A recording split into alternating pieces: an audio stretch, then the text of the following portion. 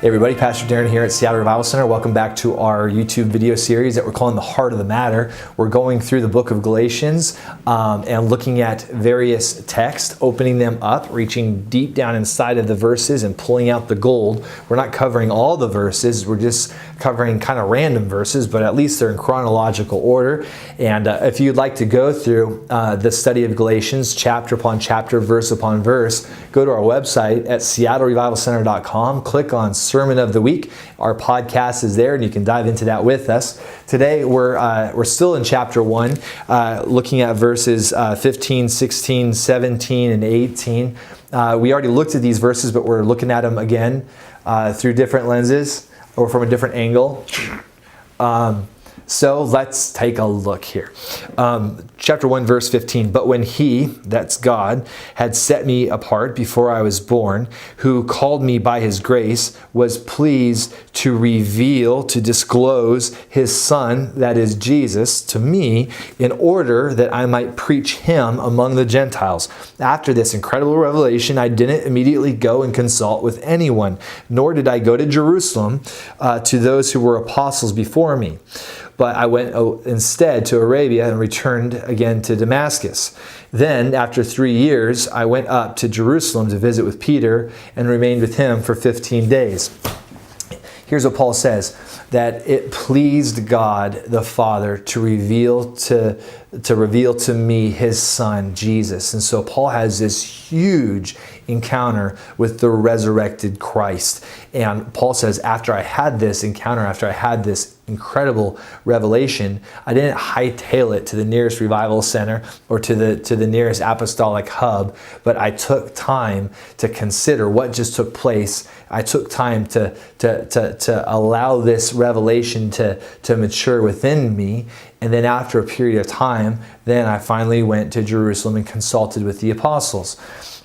This is incredible because we're learning here that with great revelation, there must be great humility. Oftentimes, whenever we have an amazing encounter with the Lord or we have an incredible dream where God speaks to us in a number of ways, then we go and we just start flapping our jaws like nutcrackers, telling everybody all about our incredible revelation, and we just are too quickly to share sometimes about the encounters that we're having with the Lord. And oftentimes that can be motivated by pride. And pride always comes to sink the ship of purpose and identity. It always comes to deflate the power out of revelation.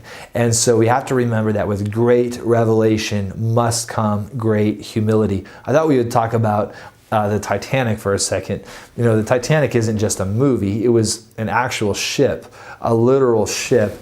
And there's some interesting quotes that came out about that ship at the time that it was built, at the moment it was about to sail. One of the quotes is from the captain himself. This is Captain Edward Smith. And he says, "I cannot imagine any condition which would cause a ship to founder. I cannot conceive of any vital disaster happening to this vessel. Modern shipbuilding has gone too far. We're beyond crashing." That's what Captain Edward Smith had to say. One of the crew members of the Titanic, Miss Sylvia Caldwell, had this to say about the Titanic: "God himself could not sink this ship." Another quote from the captain, Captain Smith. This is in 1907. "I never saw a wreck and have never been in a wreck, nor was I ever in any predicament that threatened to end in a disaster." The captain says, "I've never been in any wrecks. I've never even been close to wrecking a ship, and I cannot even imagine anything happening to a ship that I am in control of that could end in a disaster." Well, Senator Smith makes a comment regarding the Captain E.J. Smith after the sinking of the Titanic. And this is what Senator Smith says about the captain: "Overconfidence seems to have dulled the faculties usually so alert." So overconfidence or pride is what actually sunk the Titanic. What's interesting about pride is that it's similar to an iceberg. It's an iceberg that the Titanic hit. But the thing about the iceberg that the Titanic, now I'm no iceberg expert, but this is what I've heard, is that The iceberg that the Titanic ran into really couldn't be seen because the ice traveled for miles under the water. And perhaps you've seen that picture online, or perhaps you have a t-shirt of it. There's the tip of an iceberg sticking out of the water, but underneath the surface of the water is ice as far as the poster goes or the picture goes. Pride is the same way. Oftentimes, it's not the pride we see that gets us, it's the pride that's in our hearts that we don't see that gets us. And that is why whenever we have an encounter with the Lord, whenever God speaks to us regarding our identity and future, it's not for us to get overconfident. It's not for us to get super proud. It's not for us to think that we're unstoppable and untouchable.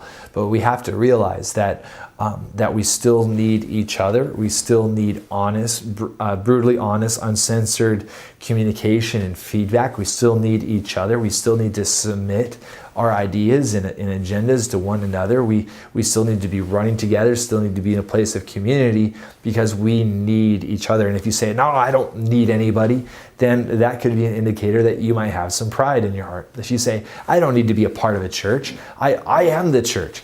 Well, that's an indicator that you might have some pride in your heart.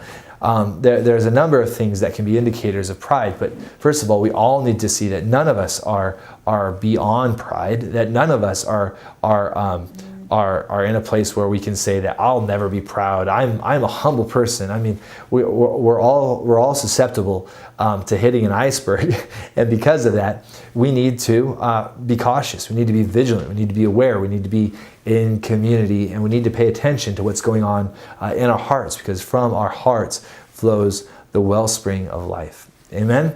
Love you guys. Thanks so much. Bye-bye.